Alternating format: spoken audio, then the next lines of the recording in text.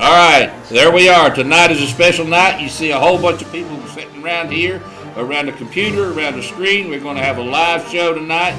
We're going to turn it over to Tate McQueen. He's going to be talking about the CTS plant. He's going to expose who did it, why they did it, and who did it to who. So we're not going to see us again until the show's over. We're gone. Let's go. Good night. God bless America. Guys, appreciate the opportunity to basically have a final show on this. There really doesn't need to be another one. I want to take the time to say that in the esteemed words of William Penn, right is wrong.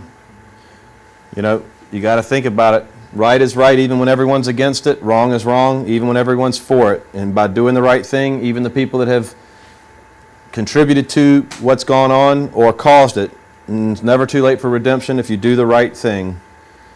We've had so many questions over the years, so few answers. People have tried to tell us it's because it's too complicated, that we should give up. And I always think that, you know, what if Jonas Salk had decided that polio was too complicated and decided not to work on a vaccine? You know, we're not going to accept the fact that this disaster has been portrayed to be too complicated. We're not going to resign ourselves to a fate of death and disease. We're going to provide the answers, the motives, the solutions for the CTS Mills Gap Road Associates toxic disaster site.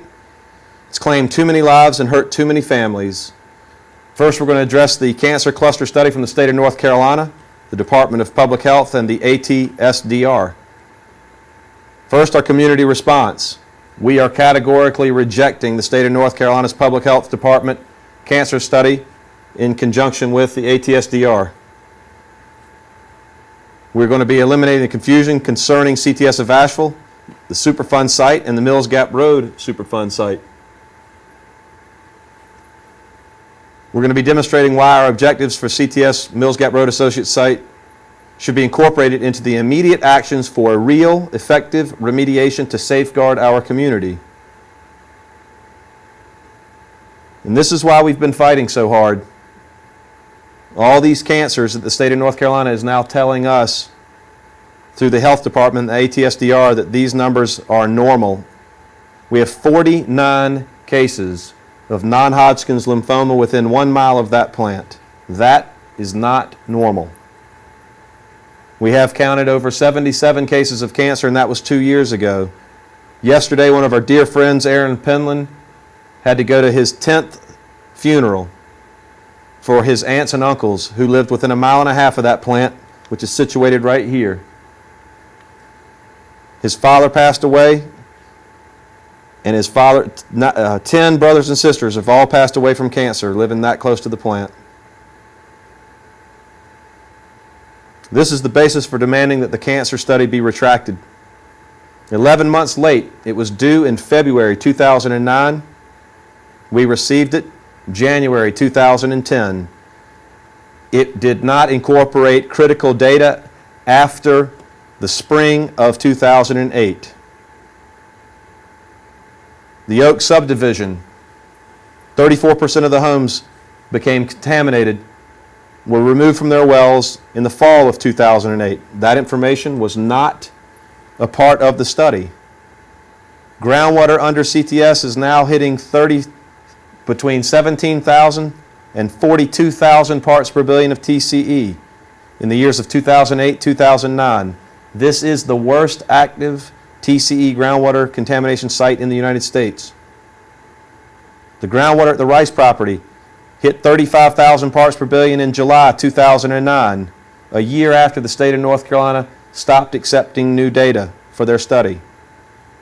The Bradley well on Chapel Hill Church Road came in at 1,400 parts per billion of TCE in August of 2009. You should know that the state limit for trichloroethylene is 3 parts per billion. This is almost 500 times the limit that the state has set. It is almost 300 times the federal government set. Theirs is at 5 parts per billion. You should know that the highest level ever hit at Camp Lejeune with the TCE crisis there, along with benzene, the TCE hit 1,400 as a high mark.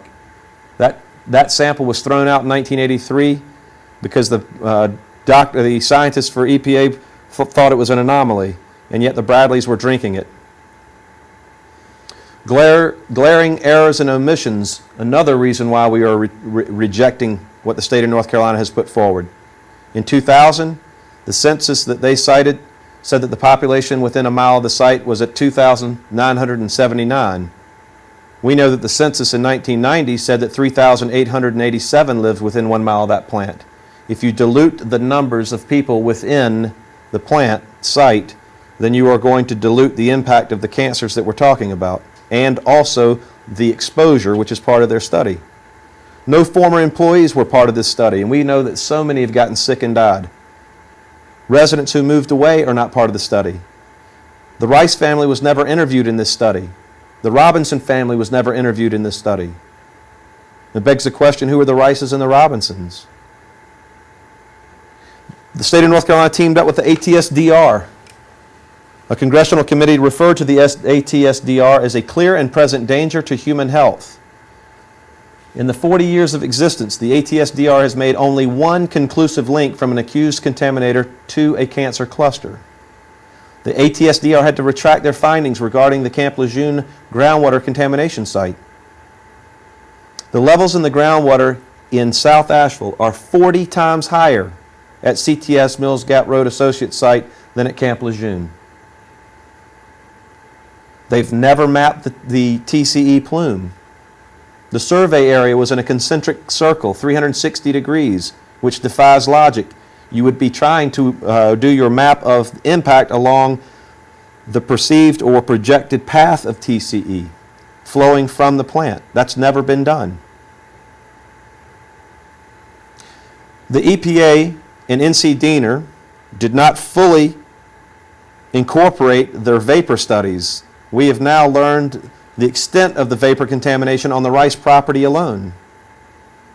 What's even or equally disturbing is the fact that David Dorian, the former on-scene coordinator for EPA, refused to sample Peter Wahlberger's house in Southside Village, an N unit, next to the old pond and containment area for the plant. It's 100,000 gallons where they stored contaminants.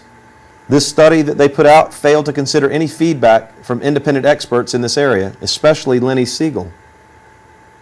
Current levels of TCE migrating off the CTS Mills Gap Road Associates site exceed 40,000 parts per billion TCE, along with what we've now learned to be chromium, vinyl chloride, cyanide, benzene compounds, petroleum hydrocarbons, which is number 2 diesel fuel, number 2 methyl naphthalene.